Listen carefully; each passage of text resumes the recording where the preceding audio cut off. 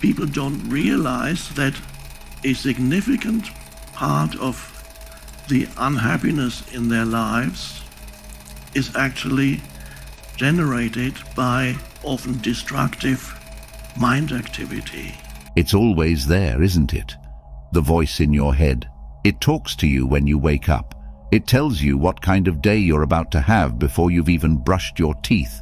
It replays yesterday's mistakes, whispers fears about tomorrow, and critiques every move you make at the moment. It's always there, persistent, relentless, and frankly, exhausting. But here's the thing. That voice isn't you. The cage of endless chatter. This truth is unsettling at first. After all, we've been conditioned to believe that our thoughts are sacred and that they define who we are. If you think about it, isn't that what every self-help book or well-meaning mentor suggests? Change your thoughts, change your life.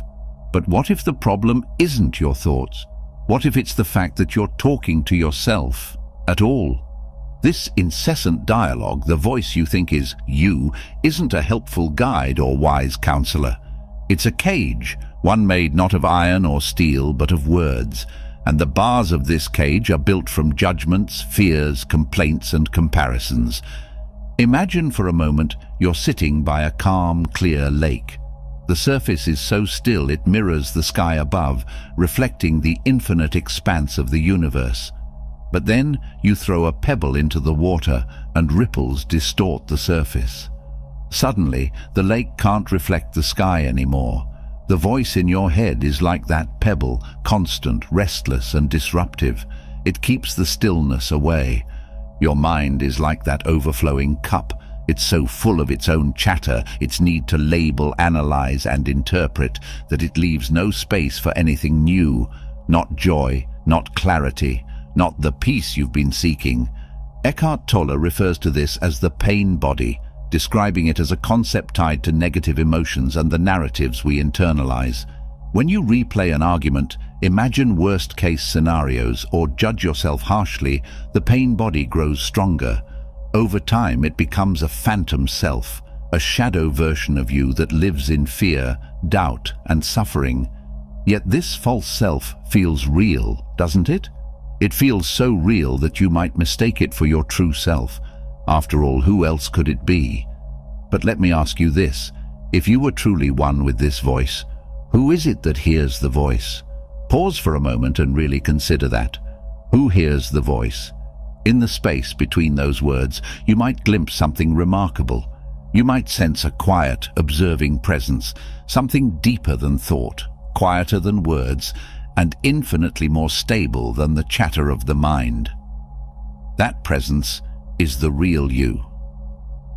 In Hindu philosophy, this presence is often described as the Atman, considered an eternal self beyond material turbulence. In Christian teachings, it's akin to the still, small voice of God, ever present beneath the noise. And in the Taoist tradition, it's the Tao, the way that flows naturally, effortlessly, without the interference of thought. The mind resists this truth because it loves its own noise. It wants to dissect, categorize, and control.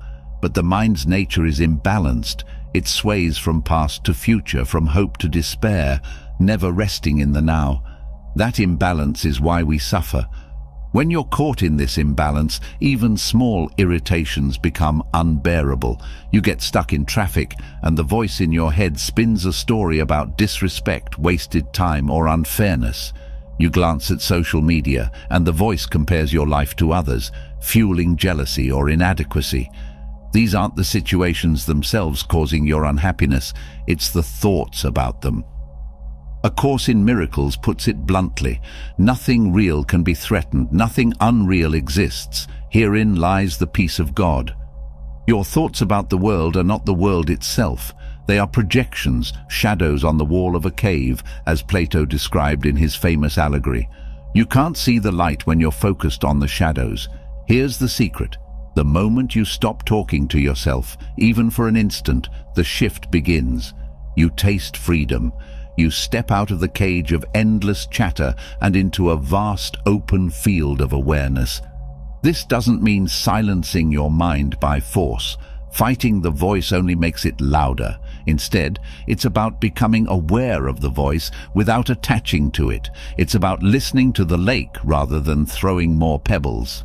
In the words of Rumi, silence is the language of God, all else is poor translation.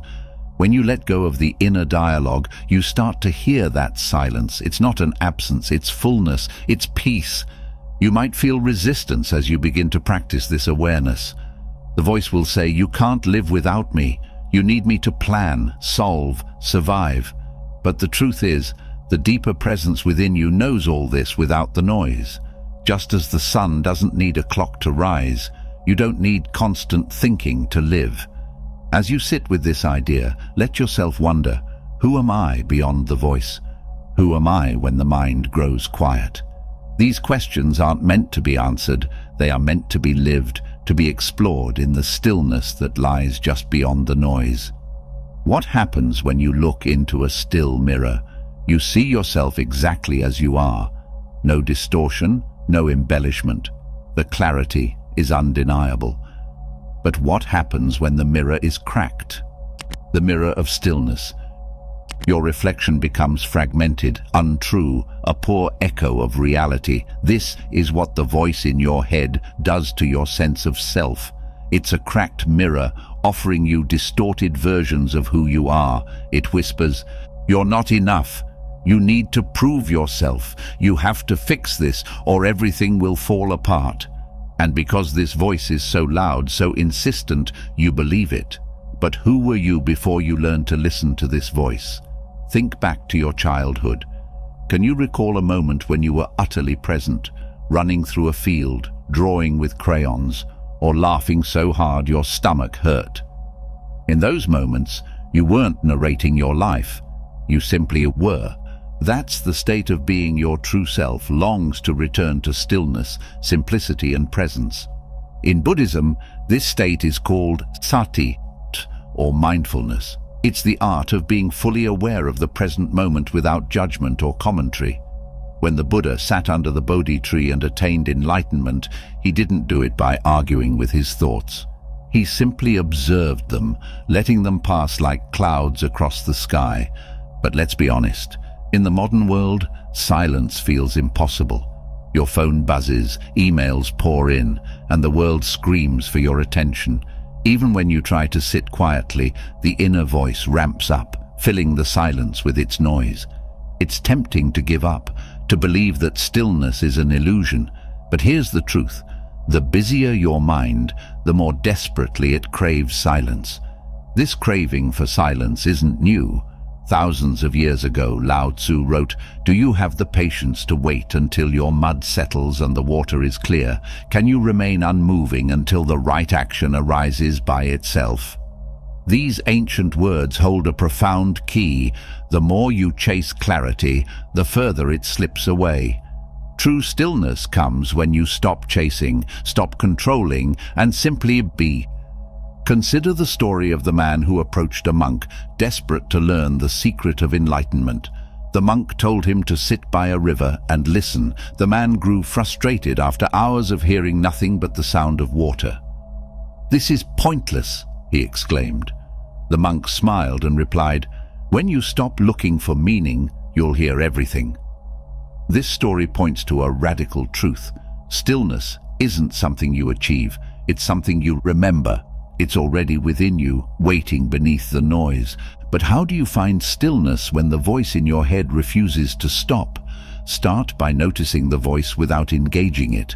Imagine you're sitting in a theater watching a movie. The scenes unfold on the screen, but you're not part of them. You're the audience, not the actor. The same is true for your thoughts. They play out in your mind, but they aren't you. When you practice this, you might feel a flicker of discomfort. The voice might grow louder, trying to pull you back into its grip.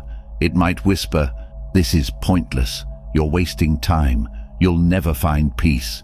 Don't fight it. Fighting the voice only gives it power. Instead, gently remind yourself that you are the observer, not the observed. In Christianity, this practice is often called a centering prayer. a silent communion with God where words fall away and only presence remains. The mystics spoke of finding the peace that surpasses all understanding, a peace that arises not from thinking, but from surrendering the need to think. If this sounds difficult, remember that you don't have to master it overnight. Even a single moment of silence, a breath, a heartbeat, a pause, can begin to unravel the chains of inner chatter. Imagine holding a glass of muddy water. If you keep shaking it, the mud will stay suspended, clouding the water. But if you set the glass down and leave it undisturbed, the mud will settle and the water will become clear. Your mind works the same way. The more you struggle against your thoughts, the more chaotic they become. But when you let them be, clarity emerges naturally. This clarity is where the shift happens. In Hindu philosophy, there's a beautiful analogy of the lotus flower. The lotus grows in muddy water, yet its petals remain pristine, untouched by the muck. Your true self is like the lotus, untouched by the noise of your thoughts, no matter how chaotic they may seem. When you stop identifying with the voice in your head, you begin to experience this purity. You see the world as it is, not as the voice interprets it. A tree is no longer just beautiful or ugly, it simply is. A moment is no longer good or bad, it's simply now. This shift doesn't mean you stop thinking altogether. Thoughts will come, just as clouds drift across the sky, but instead of clinging to them, you let them pass. You stop mistaking them for reality. At first, this might feel like stepping into the unknown. The voice in your head has been your constant companion for so long that its absence can feel unsettling. But as the silence deepens, you'll discover something extraordinary. You'll find that stillness isn't empty. It's full of peace, full of presence, full of life. And as you rest in that stillness, you'll begin to see yourself clearly for the first time, not as the cracked reflection of the voice, but as the unshakable presence behind it. This is the beginning of freedom, the first step out of the cage. In the stillness, you'll realize that the shift isn't something that happens to you. It's something that has always been waiting for you. The voice and the void. There's a profound moment in everyone's spiritual journey when they realize the voice in their head has been living rent-free for far too long. It's like catching an uninvited guest rummaging through your cupboards, making messes and demanding attention. You stop and think, why am I letting this happen? This is the beginning of what some philosophies call the void, the space where the voice no longer holds the power it once did. For many, the idea of this void feels terrifying. If you're not the voice in your head, who are you? What's left when the chatter stops? But what if the void isn't empty at all? What if it's overflowing with everything you've been searching for? In the Taoist tradition, the void is not a barren nothingness, but the womb of infinite possibility. The Tao Te Ching says, "We shape clay into a pot, but it is the emptiness inside that holds whatever we want." The void is like that pot. It isn't about what's missing, but about the space that allows life to flow in its fullness. To understand this, imagine standing in a dense forest. The trees are so tightly packed that sunlight struggles to reach the ground. In the same way, your inner voice can become so overgrown with thoughts that it blocks the light of awareness. But when you begin to quiet the voice, you create space. The trees thin out, the sunlight streams through, and suddenly you can see where you're standing. This realization doesn't mean the voice disappears overnight. It's been part of your life for so long that it feels like an old friend, even if it's more like a toxic one. The key isn't to fight the voice, but to stop feeding it.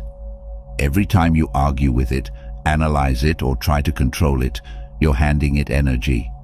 Instead, try this. Listen to the voice as if it's a radio in the background.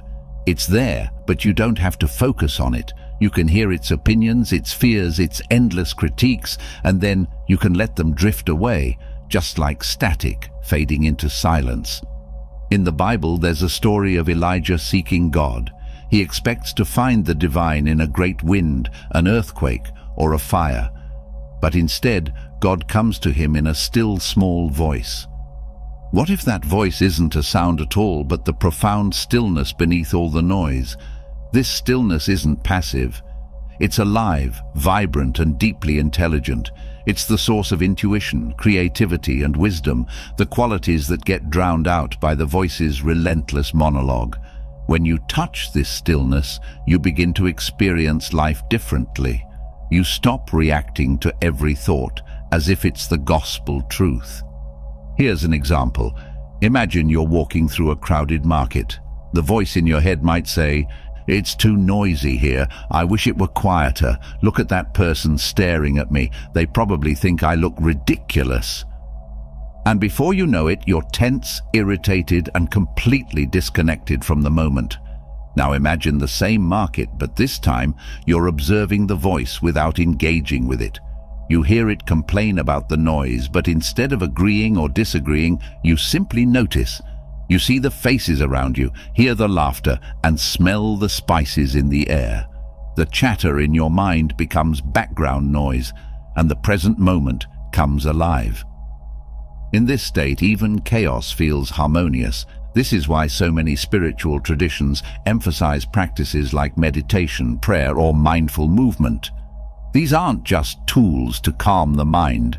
They're ways to step into the void, to recognize that the voice is not the master of your life. One Zen parable tells of a young monk who asked his master, "What is enlightenment?" The master replied, "When hungry, eat. When tired, sleep." The monk was confused. "But doesn't everyone do that?" he asked. The master smiled and said, "No. Most people, when hungry, think of 1,000 things. When tired, they resist sleep with endless worry. Enlightenment is to simply be." This is where the shift deepens. When you stop identifying with the voice, a miraculous thing happens. The fear it creates begins to dissolve. Fear can't survive without constant storytelling. It needs the voice to say, "This might happen. That could go wrong. You're not ready for this." But in the void, there's no room for those stories. There's only now, and now is always safe. Consider a bird perched on a branch. The bird doesn't worry about whether the branch will hold its weight. It simply rests, trusting its ability to fly if the branch gives way. In the same way, the void teaches you to trust, not in the guarantees of life, but in your own capacity to respond to whatever life brings. This trust is the essence of surrender, a concept that mystics and sages have spoken of for centuries. Surrender isn't about giving up, it's about giving in, to the flow of life, to the stillness within, to the truth that you are more than the voice in your head. When you touch this truth, you begin to notice something extraordinary. The world doesn't feel as heavy as it used to. Situations that once triggered you lose their grip. You find yourself laughing at the absurdity of the voice's dramatics, and in its place you feel a quiet joy, a sense of ease that was always there, hidden beneath the noise. The shift isn't a single moment, it's a process, a journey into the void where the voice loses its hold and you rediscover the fullness of life. The journey is only just beginning. The deeper you go, the more you'll see that the void isn't empty at all. It's the mirror of stillness, reflecting who you truly are, the heart beyond the noise. Have you ever sat in a room full of people yet felt utterly alone? It's not the absence of others that creates loneliness, but the relentless voice in your head that keeps you isolated from the present moment. That voice convinces you that something is missing, that you need to be different, that others don't truly see you. It wraps you in a web of thoughts, cutting you off from the deep connection you crave, not only with others but with yourself. What lies beyond this noise? Something vast, sacred, and profoundly human. The heart. The heart doesn't speak in words. It doesn't argue, judge, or create elaborate stories. Its language is simpler and quieter. It's a pull toward connection, a warmth that flows when you're fully present. But to hear the heart, you must first quiet the mind. In Hindu philosophy, this is the essence of Atma, the soul's connection to the universe. The sages teach that the heart is not just a physical organ but a spiritual center, the seat of true awareness. While the mind chatters endlessly, the heart remains steady, a silent witness to the ebb and flow of life. When you stop identifying with the voice in your head, you begin to hear the heart's whisper, and this whisper holds a truth that no thought can touch. You are already enough. This realization can feel startling at first. After all, the voice in your head thrives on convincing you otherwise. It tells you that your worth is tied to your accomplishments, your relationships, and your ability to meet the expectations of the world. But when you listen to the heart, you see through this illusion. Consider the story of the prodigal son from the Bible. A young man demands his inheritance, leaves his father's house, and squanders everything. Ashamed and broken, he returns home, expecting anger or rejection. Instead, his father welcomes him with open arms, celebrating his return. The story isn't just about forgiveness. It's a parable about remembering your inherent worth. No matter how far you've strayed from yourself, the heart is always waiting, ready to welcome you back. To return to the heart, you don't need to fight the voice in your head. Fighting only strengthens its grip. Instead, you learn to disarm it by shifting your attention. Imagine sitting by a campfire. The flames flicker and dance, mesmerizing and bright. But beyond the fire, there's a vast night sky filled with stars. The fire is your thoughts, compelling but limited. The stars are your heart, infinite and boundless. When you focus on the fire, the stars seem to disappear.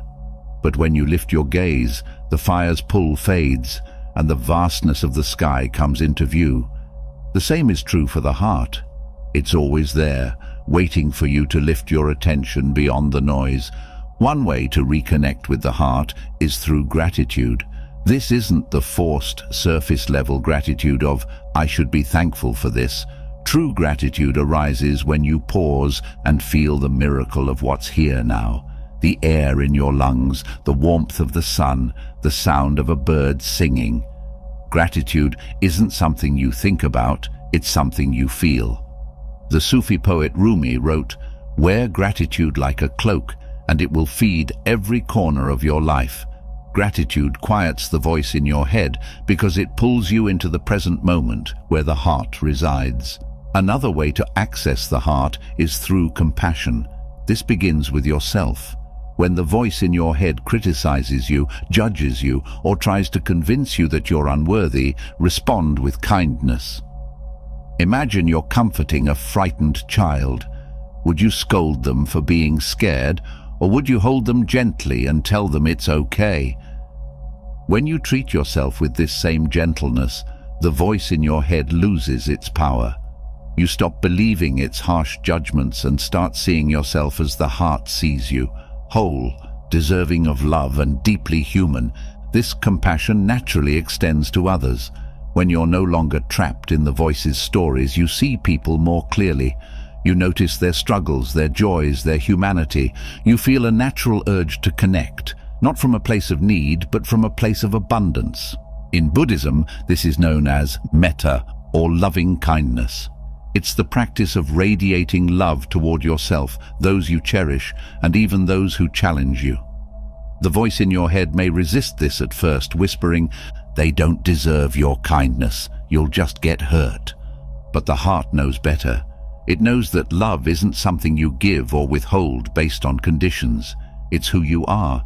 As you rest more in the heart, something extraordinary begins to happen. The world feels lighter. The burdens you once carried, the fear, the doubt, the need for control, start to fall away. You laugh more easily, breathe more deeply, and find joy in the smallest moments. This shift doesn't mean life becomes perfect. Challenges will still arise, and the voice in your head will still try to pull you back into its stories. But now you have a choice.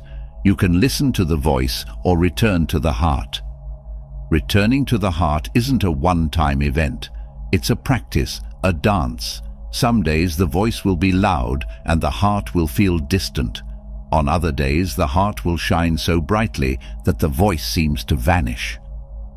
The key is to keep choosing the heart again and again. As you do, you'll discover something profound. The heart is not separate from the stillness you've been seeking. It is the stillness. It's the place where the voice falls silent and the fullness of life rushes in. It's where the shift becomes not just a moment, but a way of being. This is the heart's invitation, to live beyond the noise, to rest in the truth of who you are, and to let life flow through you with ease and grace. Living the shift. The moment you stop talking to yourself isn't the end of the journey. It's the beginning. In that moment you step into a new way of being. You've glimpsed the stillness beneath the noise, felt the vastness of the heart, and realized you are more than the voice in your head. But now comes the real question. How do you live this shift? Living the shift is not about perfection. It's not about silencing the voice in your head forever or never feeling fear or doubt again. The voice will return as persistent as ever, whispering its familiar tales of inadequacy, fear, and separation. But the difference is that now you see it for what it is, a shadow, not your true self. In the Bhagavad Gita, Krishna advises Arjuna, perform your duty with equanimity, abandon attachment to success and failure. This wisdom isn't about detachment from life, but about living with clarity. When you stop attaching your identity to the voice in your head, you free yourself to live fully, without fear of failure or the need for constant validation. You begin to understand that life is not about controlling every outcome. Instead, it's about showing up in the present moment, trusting the flow, and responding from a place of inner peace. One of the most powerful ways to live the shift is through mindfulness. Mindfulness isn't just a practice, it's a way of life. It's the art of being fully here, fully now. When you're mindful, you don't get lost in thoughts about the past or future. You engage with what's right in front of you, with all your senses, all your attention, and all your heart. Imagine you're drinking a cup of tea. The voice in your head might rush you through the experience, thinking about your to-do list or replaying an earlier conversation. But when you're mindful, you feel the warmth of the cup in your hands. You taste the subtle flavors, smell the aroma, and hear the sound of the liquid pouring. A simple act becomes a profound experience. This is the beauty of mindfulness. It turns the ordinary into the extraordinary. Another way to live the shift is through service. When you stop being consumed by your own mental chatter, you create space to truly see others. You begin to notice their needs, their struggles, and their humanity. Acts of kindness flow naturally, not because you're trying to be good, but because the stillness within you recognizes the stillness within them. In the words of St. Francis of Assisi, it is in giving that we receive. When you serve others, you feel the interconnectedness of all life. You realize that the barriers your mind created, the stories of separation, competition, and scarcity, were never real. Living the shift also means embracing the mystery of life. The voice in your head craves certainty, answers, and control. It wants to know why things happen, where they're leading, and what will come next. But the heart thrives in the unknown. Mystics across traditions speak of surrendering to the mystery. Rumi wrote, "Try not to resist the changes that come your way. Instead, let life live through you, and do not worry that your life is turning upside down." How do you know that the side you are used to is better than the one to come? When you live the shift, you stop clinging to old narratives and allow life to unfold as it will. This doesn't mean you stop making plans or setting goals, but you hold them lightly. You trust that even when life takes unexpected turns, it's guiding you toward growth, healing, and deeper connection. As you navigate this new way of being, you may encounter moments of doubt. The voice in your head might say, "This is too hard. You're fooling yourself. Go back to the way things were." But these moments are not setbacks. They are opportunities. Each time you notice the voice and choose not to engage, you strengthen your connection to the stillness within. The great Zen teacher Shunryu Suzuki said, "You are perfect just as you are, and you could use a little improvement." This paradox captures the essence of living the shift. You don't have to fix yourself because, at your core, you are already whole. But as you grow in awareness, you naturally align more with the truth of who you are. One day, you'll look back and realize that the shift didn't happen all at once. It unfolded moment by moment, choice by choice. Each time you chose to step out of the voice's stories and into the present moment, you moved closer to freedom. Freedom is the ultimate gift of the shift, not freedom from life's challenges, but freedom within them. When the voice no longer controls you, challenges become opportunities to grow. Fear becomes a doorway to courage. Loss becomes a teacher of love. This is the paradox of the shift. By letting go of the voice in your head, you find yourself more deeply connected to life. You're no longer watching from behind a veil of thoughts. You're fully engaged, fully alive. Remember that the shift is not something you achieve, it's something you embody. It's a way of being, a way of seeing, a way of living. It's the realization that you are not the voice in your head, but the stillness, the heart, the presence that lies beyond it. And in that realization, you discover the truth that has been there all along. You are the shift. You are the stillness. You are the light breaking through the noise. When you stop talking to yourself, the shift happens. And when the shift happens, life becomes a mirror, reflecting back the beauty, the peace, and the love that you've always been. I hope you enjoyed this video. If you did, feel free to subscribe to the channel. Thanks for watching.